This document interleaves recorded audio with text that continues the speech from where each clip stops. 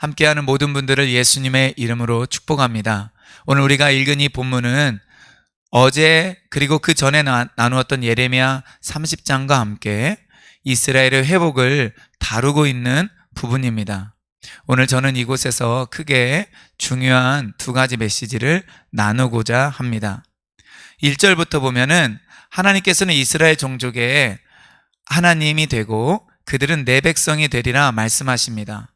모든 종족의 하나님이 된다. 이스라엘 모든 종족의 하나님이 된다. 종족이라는 말은 가족으로도 번역되는 말인데, 즉 하나님께서는 이스라엘의 모든 가족의 하나님이 되신다라고 말씀하십니다. 사실 이스라엘을 구분할 때 우리 보통 지파로 구분을 합니다. 그러나 지파보다 더 작은 단위가 종족이 되고 이 종족보다 더 작은 단위가 가족이 됩니다. 그런데 종족과 가족 같은 히브리어를 사용하죠. 물론 지파는 다릅니다. 이스라엘의 모든 지파의 하나님이 된다라는 것은 하나님께서 그 이스라엘 사람들 한 사람 한 사람도 놓치지 아니하고 그들을 회복시켜 주신다라고 말씀하고 있는 것입니다. 새번역과 우리말 성경은 이 종족을 지파로 번역을 하여서 사람들로 하여금 좀 더 이해하기 쉽게 하였습니다. 이렇게 회복하는 이스라엘 모든 종족에 대해서 하나님께서 뭐라고 말씀하시냐면, 칼에서 벗어난 백성이 광야에서 은혜를 입었나니 내가 이스라엘로 안식을 얻게 하러 갈 때라 말씀하십니다. 칼에서 벗어난 백성이 광야에서 은혜를 입었다. 우리는 이 내용을 읽으면 출애굽을 생각하게 됩니다. 애굽의 칼로부터 벗어난, 그리고 광야를 지나 약속의 땅에 들어온 이스라엘 백성들이죠. 하나님께서 과거에 그렇게 하셨던 것처럼 이제 바벨론의 포로로부터, 옛적의 포로로 잡혀간 그 상태로부터 하나님께서는 회복시켜 주신다라는 것입니다. 그러면서 또 옛적 이야기를 합니다. 3절에 옛적의 여호와께서 나에게 나타나사 내가 영원한 사랑으로 너를 사랑하기에 인자함으로 너를 이끌었다. 주님이 이렇게 말씀하십니다. 영원하신 사랑으로 너를 사랑하기에 인자함으로 너를 이끌었다. 정말 말씀을 읽기만 하여도 하나님의 그 끝없는 영원한 그 놀라운 사랑을 우리가 느끼게 됩니다. 여러분, 이 말씀은 신명기 7장 말씀을 우리가 떠오르게 해줍니다. 여호와께서 다만 너희를 사랑하심으로 말미암아 또는 너희의 조상들에게 하신 맹세를 지키려 하심으로 말미암아 자기의 권능의 손으로 너희를 인도하여 내시되 너희를 그 종되었던 집에서 애굽 왕 바로의 손에서 속령하셨나니. 즉 하나님께서는 이스라엘 백성들을 사랑하셨고 조상들과 약속을 지키기 위해서 바로의 손에서 그 조상들을 속량하셨다라고 이야기를 하고 있는 것입니다. 그러면서 하나님은 과거에 이스라엘 백성들을 그렇게 출애굽시키고 그 놀라운 사랑으로 애굽에서 속량시킨 것처럼 이제 포로로 잡혀간 이스라엘을 다시 그렇게 새롭게 하고 4절에 나와 있는 것처럼 세워주겠다 말씀합니다. 그래서 이스라엘 백성들이 소고를 들고 춤추며 즐거워하겠다라고 하는 것입니다. 여러분, 그렇게 되면은 이 이스라엘 백성들에게는 놀라운 일이 일어나는데 무엇이냐? 5절에 나와 있는 것처럼 사마리아 산들에 포도나무들을 심을 것이고 그 포도나무 열매를 그들이 딴다라는 것입니다. 여러분, 어떻게 보면은 너무나 당연하고 상식적인 표현입니다. 포도나무를 심고 그 열매를 딴다.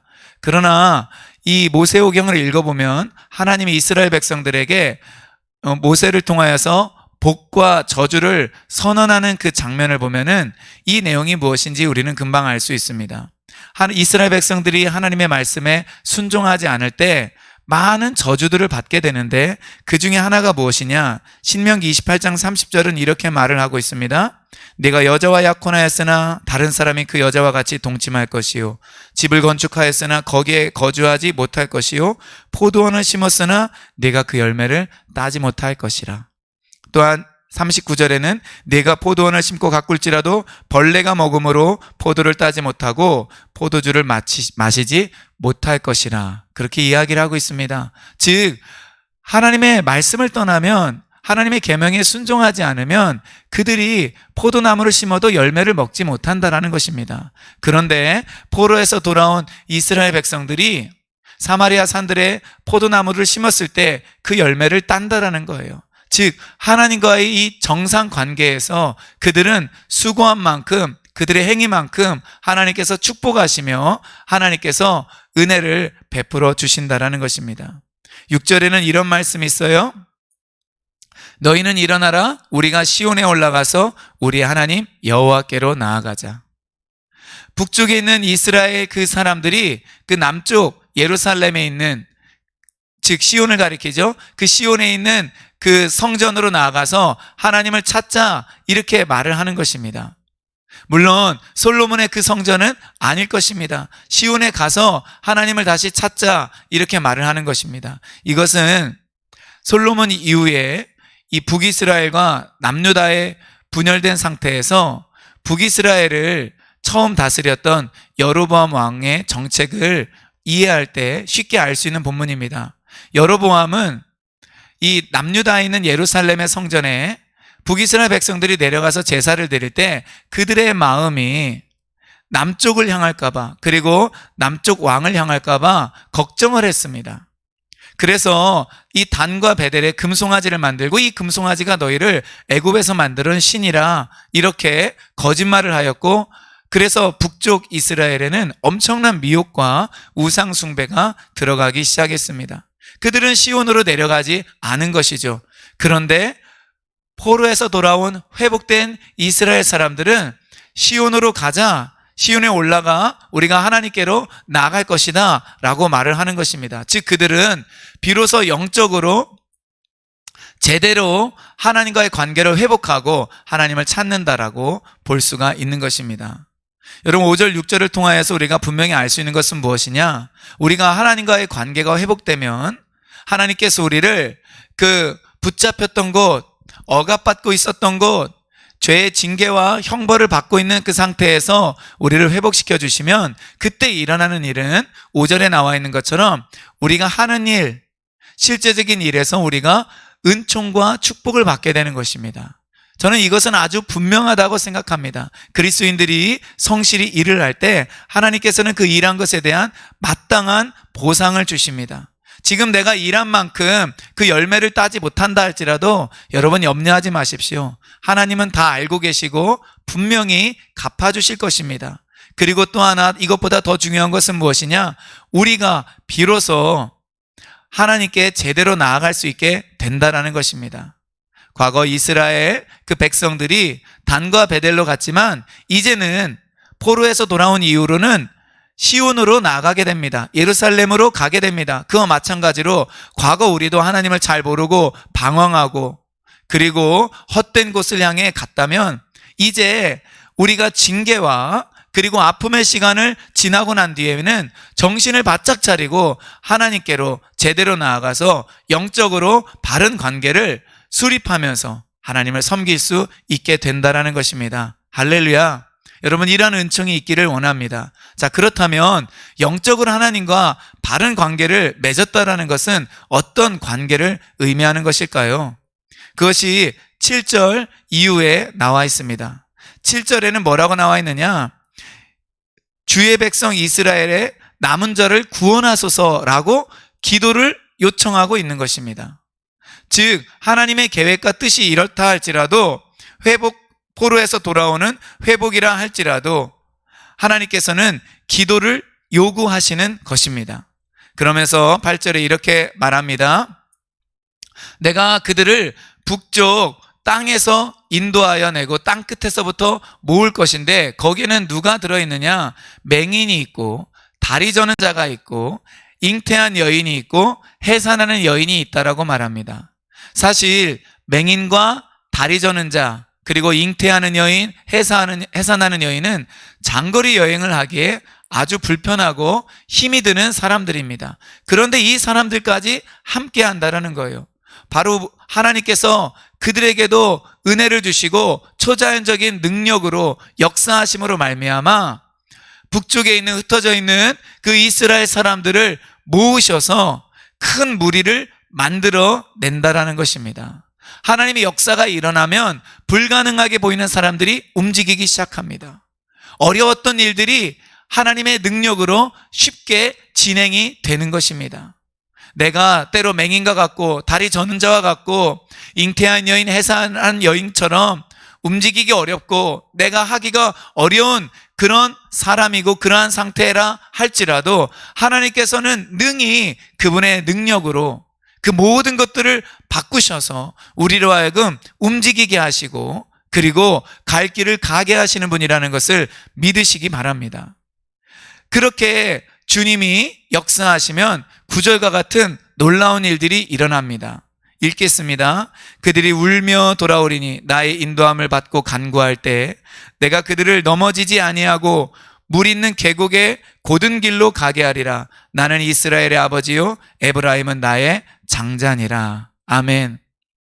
그들이 울 것이라고 해요.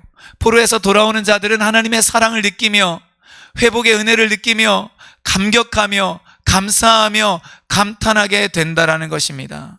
그리고 하나님께서는 그들을 향하여 놀라운 관계를 선포하십니다. 30장 후반부에 보면은 하나님께서는 포로에서 돌아오는 그 백성들의 하나님이 되고 하나님은 그들의 하나님이 되고 백성들은 그 하나님의 백성이 될 것이라고 선언을 하시는데 오늘은 그것을 다르게 표현한 관계가 나옵니다. 9절 후반부에 보니까 나는 이스라엘의 아버지요 에브라임은 나의 장자니라 말씀하십니다. 여러분 본래 이 말씀은 출애굽기 4장 22절에 나온 말씀이라고 볼 수 있습니다. 하나님께서 모세에게 바로에게 이 말을 전하라고 해요. 너는 바로에게 이르기를 여호와의 말씀에 이스라엘은 내 아들 내 장자라. 하나님이 본래 이스라엘을 향하여 품고 있고 가지고 있었던 관계는 무엇이냐? 하나님이 그들의 아버지가 된다라는 거예요. 그래서 이스라엘은 하나님의 아들이 되고 장자가 될 것이라고 말씀해주고 있습니다.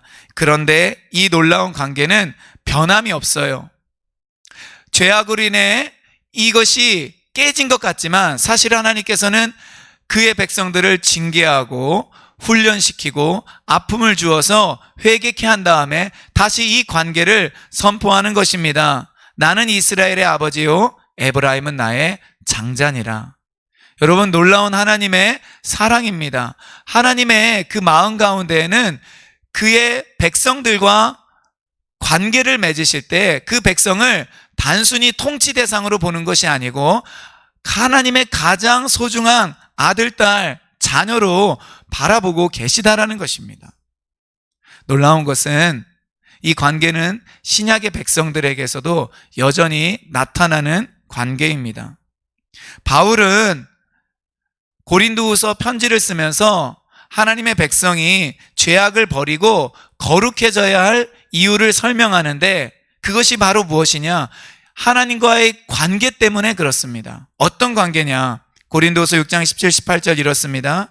그러므로 너희는 그들 중에서 나와서 따로 있고 부정한 것을 만지지 말라. 내가 너희를 영접하여 너희에게 아버지가 되고 너희는 내게 자녀가 되리라. 전능하신 주의 말씀이니라 하셨느니라. 바울은 호세아나 이사야에 나와 있는 그 구약 성경을 인용하면서 방금 우리가 나눴던 이 관계를 언급합니다.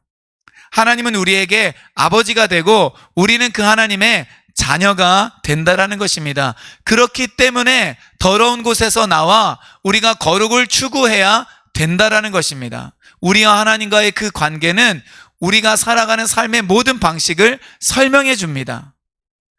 내가 온전한 것 같이 너희들도 온전하라. 레위기에서 말씀하셨죠. 산상수훈에 보면은 하나님 하늘 아버지의 온전하신 것 같이 너희도 온전하라, 완전하라 말을 하고 있습니다.